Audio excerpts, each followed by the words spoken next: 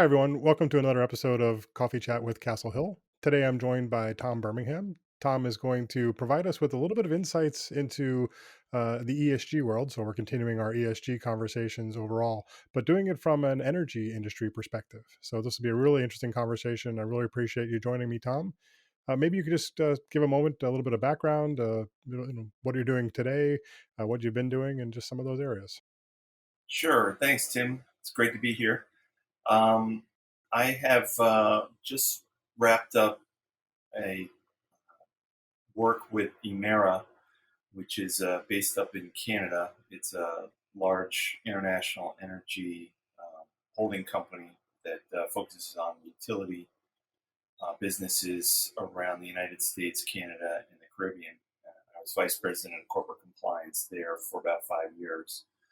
Now I'm getting ready to hang up a shingle and just see if we can help people make that transition to a more sustainable, ESG oriented workplace with a lot of background in energy, governance, risk, and compliance, and a lot of focus on reporting and measurement and programming.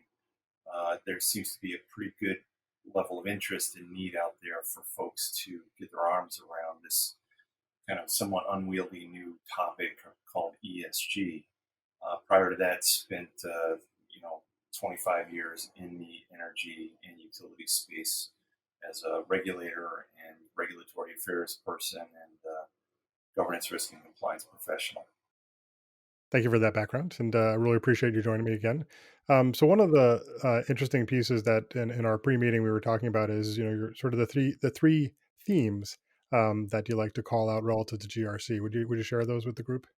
Sure. Yeah, I think when I try to explain the value proposition of GRC, I break it down into three things. The thing most people most seem to most understand is the first proposition, which is keeping you out of jail, um, protecting corporate value, and just the basic blocking and tackling around compliance requirements.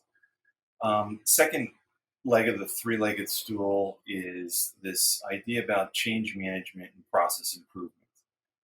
Um, as anybody that tries to follow regulations knows that they're constantly changing, and you just have to get better at managing change, particularly around all these new requirements in the ESG field, that in particular around reporting and measurement.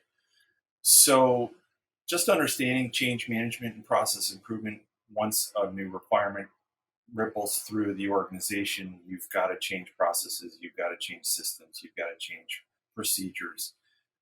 And if you do it in an organized, sustainable way, then in my humble opinion, you get better at it, you get more efficient at it, and you're much more able to adapt and remain competitive.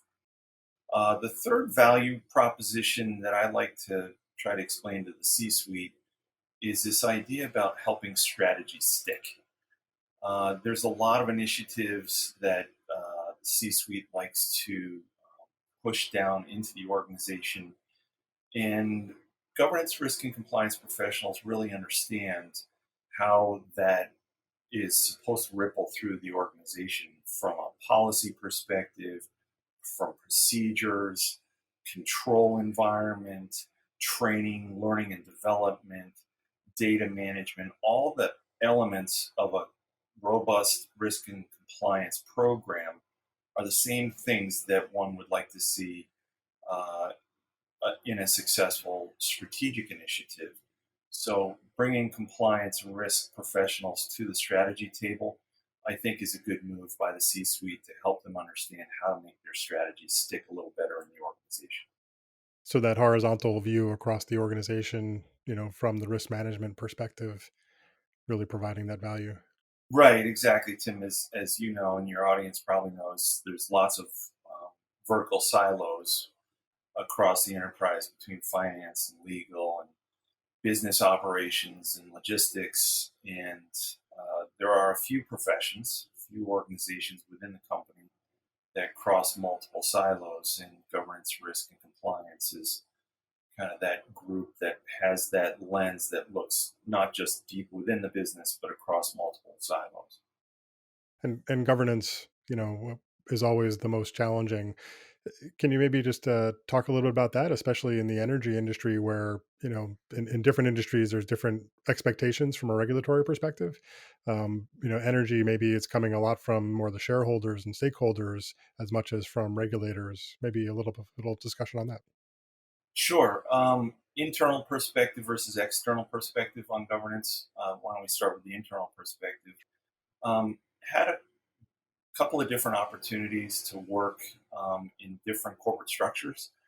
And that really opened up my eyes to basically the difference between a centralized governance, risk, and compliance approach versus a decentralized approach. And both have their pros and cons. There's definitely not a one size fits all. But in my experience, as we just talked about, that horizontal integration with a GRC perspective is fairly unique in the organization. Um, so if you try to decentralize too much of the decision making for an energy company, they often have operations in multi jurisdictions. In the electricity industry, you have the vertically integrated companies from generation, transmission, and distributions, and typically those business units are fairly separate. Um, when we talk about trying to standardize and automate the flow of compliance related information, it's really helpful to have a strong central operations that can organize and standardize all the policies and the procedures that you want to push down into the organization. Um, the trick is to balance that with this decentralized decision making. The local P&L is a big driver. Where does the budget come from? Are the local P&Ls, the divisions, are they funding that corporate um, investment, and what value do they get out of it? So there's definitely a balance that you have to strike. But I think, in my humble experience, it's if you can definitely have a strong central governance structure around risk and compliance, that definitely helps standardize and streamline a lot of the reporting up to the boards and the C-suite. On the external governance expectation, as you said, Tim, there's a lot of growing expectation among the regulators and the shareholders and the consumers as well around the responsible behavior of companies. Part of that, I think, is coming from a look at how well companies do operate and how efficient they are and can get things done in a relatively short and efficient amount of time, very cost effectively. So they're looking to companies to help push policy, perhaps more so than they have in the past. But there's always been some of that with with government as well. But what's real interesting on this ESG front is the shareholder um, interest in companies' non-financial performance. That isn't brand new. The corporate social responsibility movement back in the late 70s and 80s. But I think the shareholders, stakeholders, the investment community is really getting pressure themselves from the investors saying, hey, how risky is my investment in this company, in this industry? I need more information to make a informed decision beyond that traditional material financial reporting that we've had in place since the late 30s in the SEC. So increasing interest increases pressure on companies to get better at their external reporting, and I'm sure we can cover that in a little more in depth later in the discussion. But hopefully that gives some framing for your question. Yep, no, absolutely. It's really interesting how the pressures are mounting rapidly in the energy industry from the external side of it. and how that's going to mirror itself across other industries. I think because it will rapidly evolve into that. And do you think, from a ESG perspective, sort of coming back to that, is it really driven from an environmental aspect of it, or is there the governance and the social pieces too, or is it all three? Oh, it's definitely all three. I think the challenge is trying to manage all three at the same time. There's only so many pieces of the puzzle you can be playing with at once.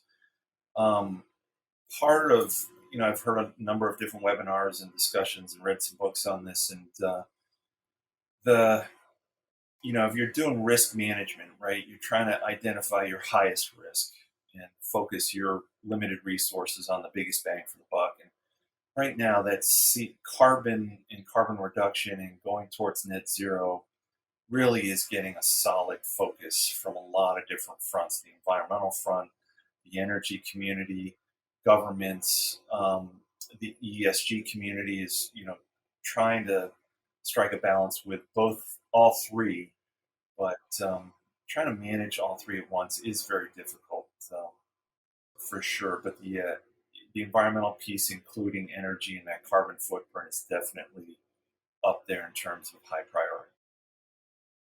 Is there anything that is driving increased awareness? So one of the an article I read today was just talking about some of the tax credits, right, and and carbon offset type of activities, and where those are going to be more broadly distributed across not just energy industry but other you and I, in effect. Is that creating any impression from a governance perspective within the companies that you see? Yes, I do believe so.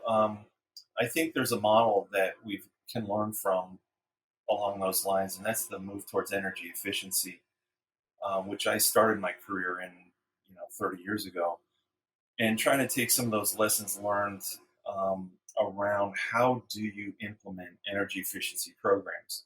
And there was a lot of different tools and techniques, from the government perspective. The utility regulators, the public utility commissions at the state level, did a lot of work around incentivizing utility investment in energy efficiency.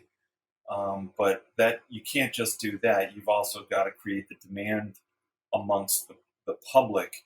An interesting technique to do that was through building codes and changing the building codes and driving the building industry itself to, like, just build more energy efficient buildings and develop the materials that are available that increase the efficiency as well. So I think you're going to see a continuation of that sort of real movement of public and private partnerships and incentivizing behavior at the company level and at the individual level with renewables and alternative energy sources.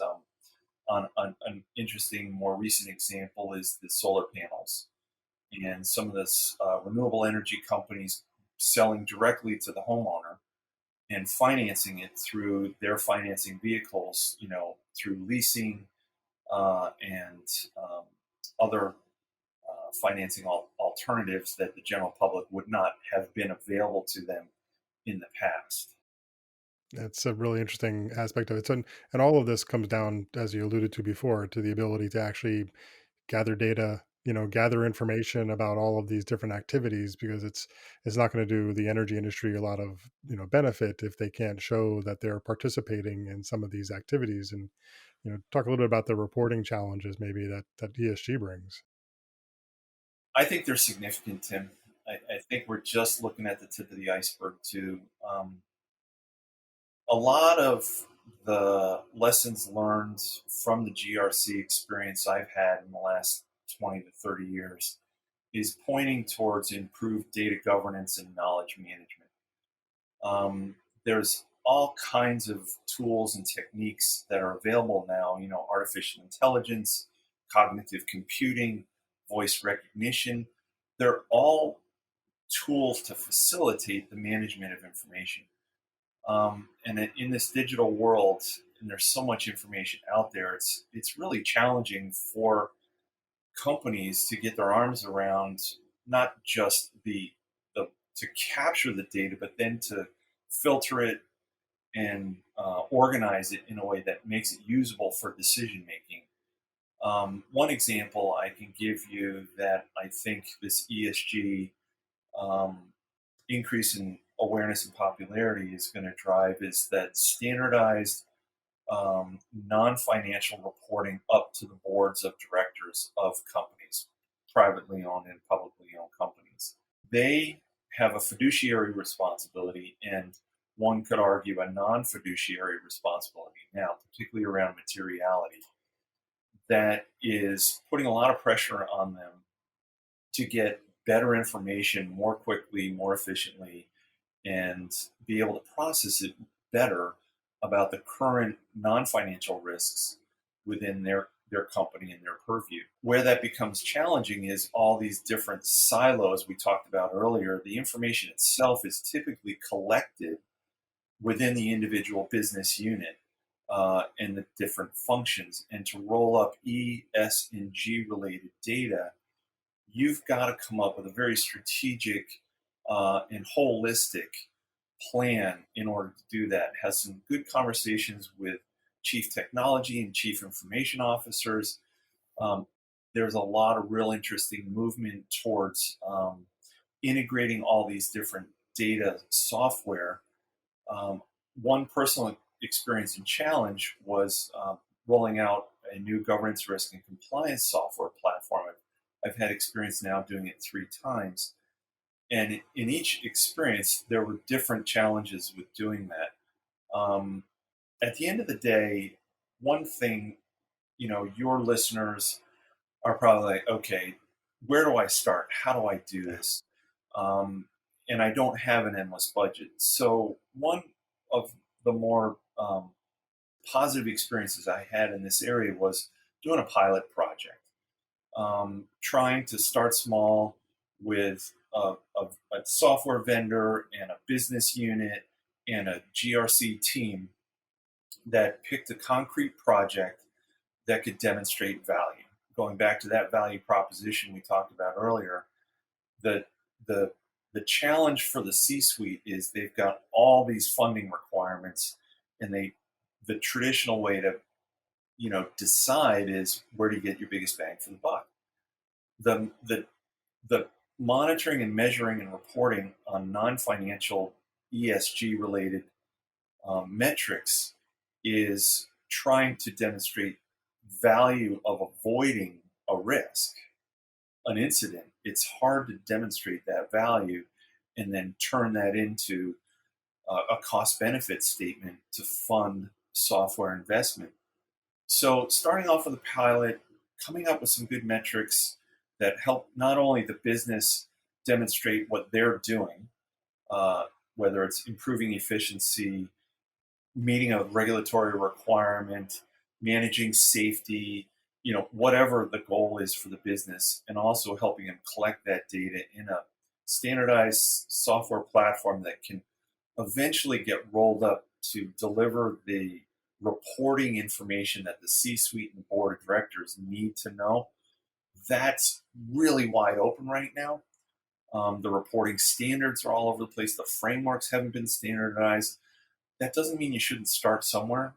And a lot of businesses already have this infrastructure in place.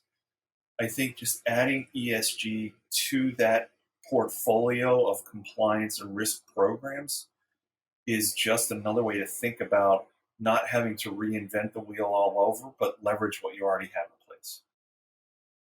I think that's a great approach because you go back to your other value propositions, right?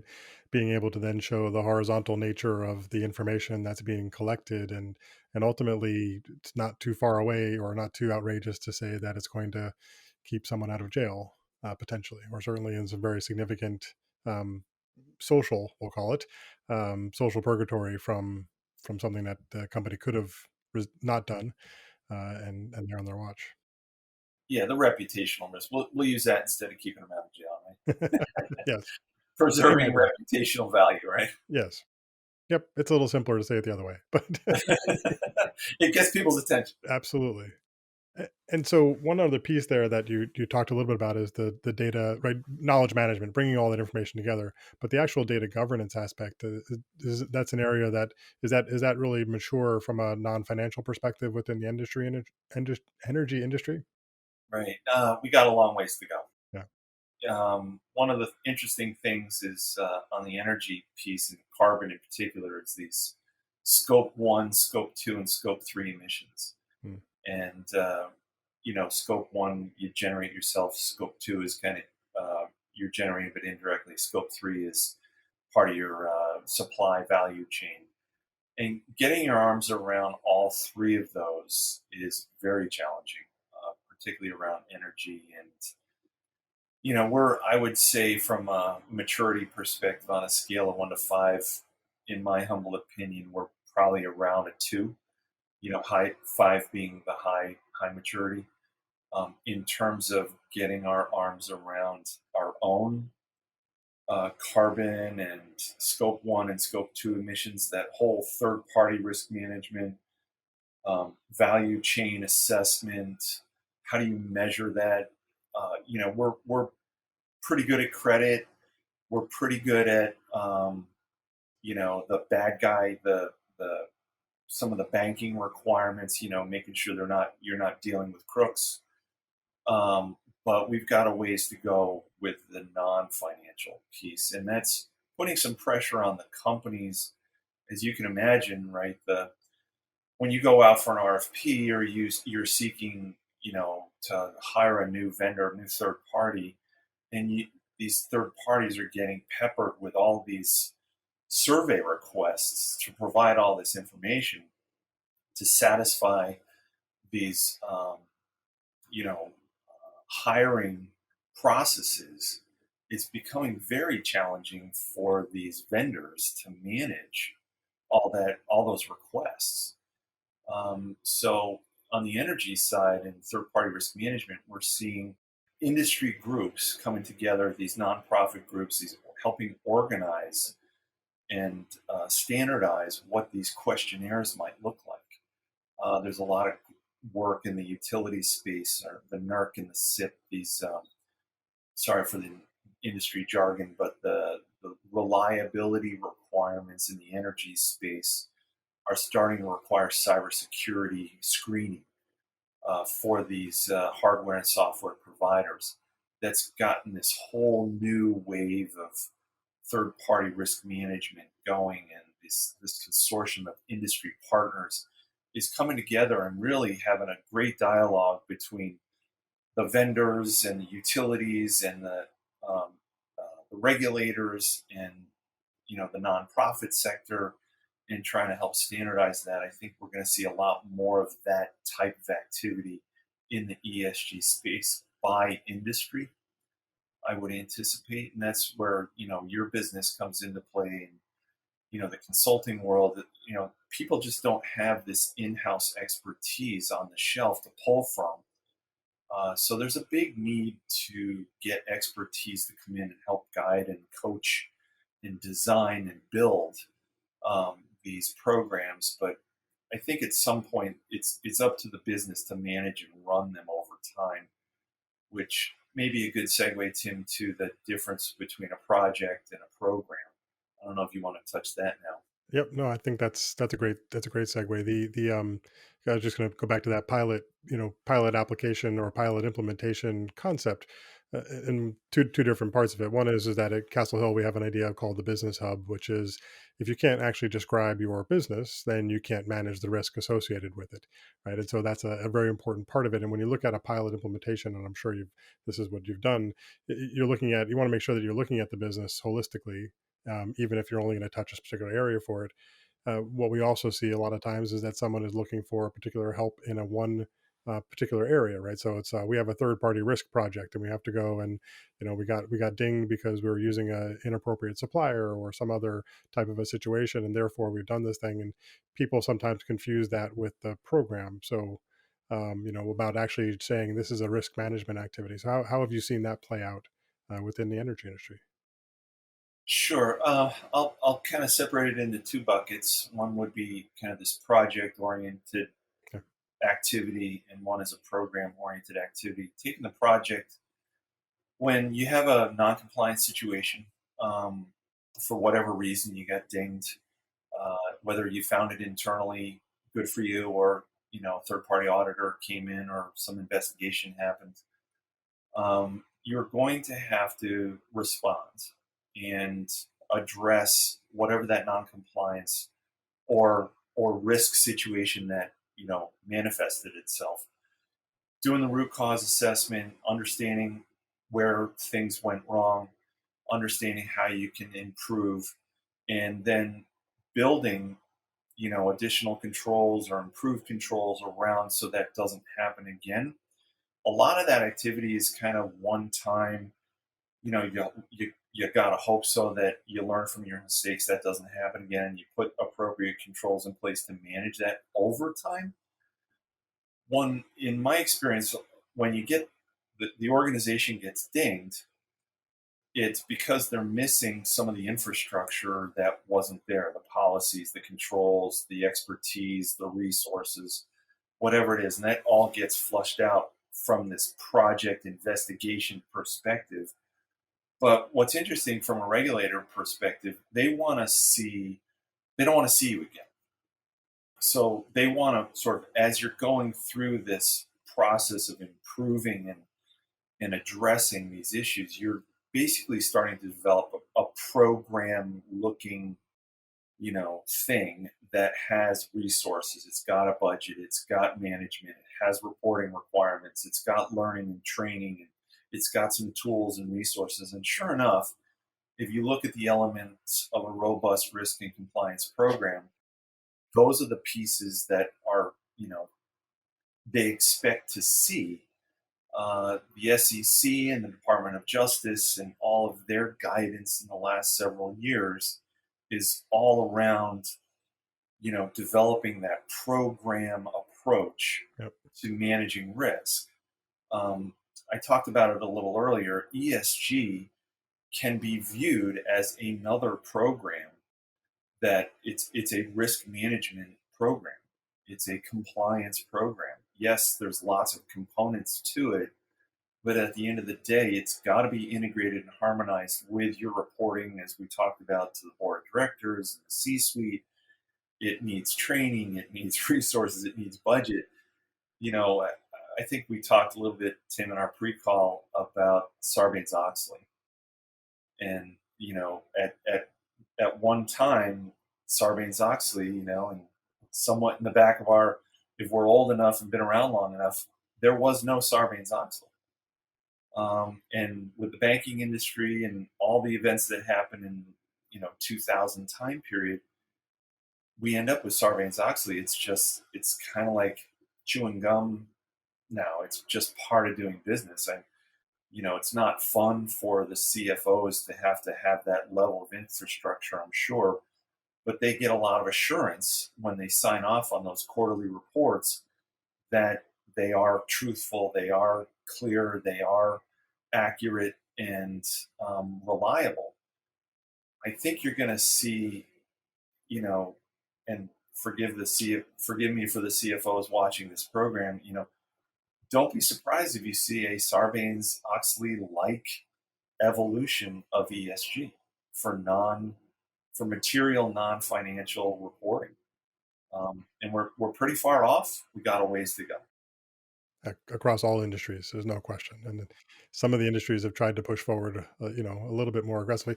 Back to some of your original comments, right? The investment industry has been pushing some level of standardization, but it's still more nebulous when it gets into the non-financial aspects of what those pieces are. How can you actually measure the reputational risk of using a bad supplier or having a cyber incident or any of those things, right? That's, you can say it's significant, certainly, but coming down to a dollars and cents number is where there's still a lot more art than science within the space. The something else you alluded to earlier is the aspect of there's different types of energy and energy companies more broadly, right? If using the general industry side of it, and some of these firms are more reliant on on shared partnerships and other activities. Maybe just talk a little bit about the differences across the industry, of different types of relationships that companies have, whether they're more vertically integrated or they're horizontally integrated. Where does that come into the ESG conversation? Good question. There's a couple different directions I could go. Let me just stay with that vertically integrated energy company concept for a second. Whether you're in oil, gas, or in the power industry, there's kind of the life cycle of an electron, if you will, is starts with traditionally with the fossil fuels, right? We need natural gas, oil, nuclear. That those sources of power generation, um, typically in the oil and the gas industry, they're fairly integrated vertically from wellhead to pipeline to distribution channel. Depends obviously on the business model, but there's a lot of vertical integration from wellhead to gas um, gas station. The in the power industry, uh, prior to the late 90s, you had that same vertically integrated idea with power generation, whatever fuel source they were using, to the transmission, high tension wires, down to the distribution, and to your basic meter. After the late 90s, when we had that sort of deregulation push, there was a lot of the vertically integrated power industry sold their generating capacity and just focused on transmission and distribution, the traditional utility model. But it depends on where you are in the country and where you are in the world. Um, what's interesting now with this ESG movement is the source of the fuel. Where are you getting that power generated from? And fuel being kind of in air quotes these days, because it could be wind. The fuel is could be wind or solar or hydro. Hydro's been around for a while, but geothermal, tidal. Emera, my former company, had a whole tidal program looking at tidal energy. Um, the trick, there's more than one, obviously, to get this right, but what I'm seeing is sort of, as you were alluding to, Tim, I think, is this sort of movement of utilities have investment dollars that they can spend. They need to deliver power to their customers, but they don't have to go with the traditional fossil fuel power generation sources. So they're beginning to partner with renewable energy development companies to build utility scale solar farms and wind farms. And so that's an opportunity for these solar and wind farm developers to get the infusion of capital that they need to develop these projects. And arguably, most importantly, a contract to deliver, reliably a reliably priced contract over an extended period of time that's going to give the investment community comfort that there's a market, that someone's going to buy this power, these molecules, over a reasonable amount of time, so I can get my investment back with some, reasonable return. Hopefully, that was directionally where you wanted to go. Oh, definitely, because that's back to all these points, right? So we've talked about the ability to actually set a standard, a policy, a governance function from a C-suite perspective. Then looking at how you're actually going to measure those pieces, right? What are those, the data, the analytics, and now as the industry evolves and changes, sometimes in response to ESG factors, right? How are you going to bring all that information together within the programs that you need to establish for this one? It is still a little bit of Wild West from a standard framework perspective. So it's all many different perspectives to the same capabilities. Yeah, I mean, just to play off that a little bit, I'm an investor myself, and I've been doing research on where are the what mutual funds are available that are ESG related, and how do you evaluate that, and really diving into what information are these investment houses providing their investors about their investment choices, and really doing what you just said, sort of translating all of this. Hey, I'm an investor. I want to do well. I want my money to work well for me and society. Where's my best opportunity where I get a reasonable return and I can do something good with my investment dollars? It's you've seen it. This is why you're doing these podcasts. The interest in this has exploded in the last few years. I mean, somewhere I read some number like the investment choices have exponentially grown just in the last 2 or 3 years for an investor wanting to get into the ESG marketplace. Well, that's fantastic on the demand side, right? So it's creating all this need for these investment funds.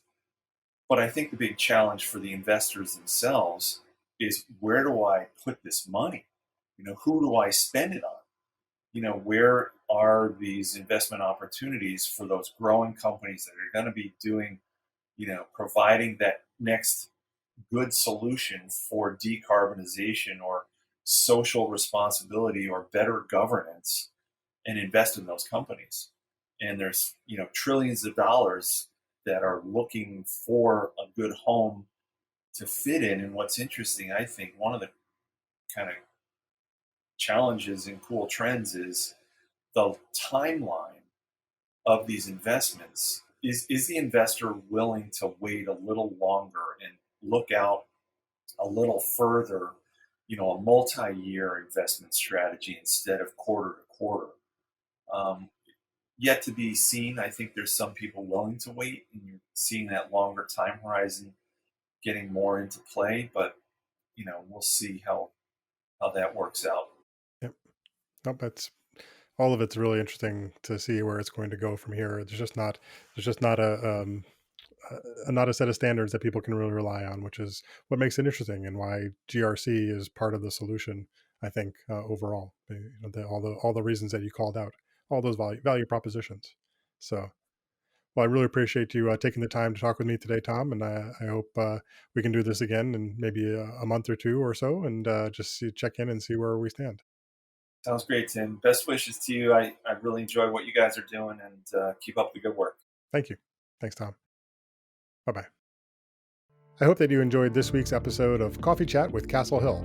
For more episodes, insights, and discussion, check us out on YouTube, LinkedIn, Facebook, or at our website, www.castlehillrisk.com. Thank you again for joining us, and I'll see you next time on a Coffee Chat with Castle Hill.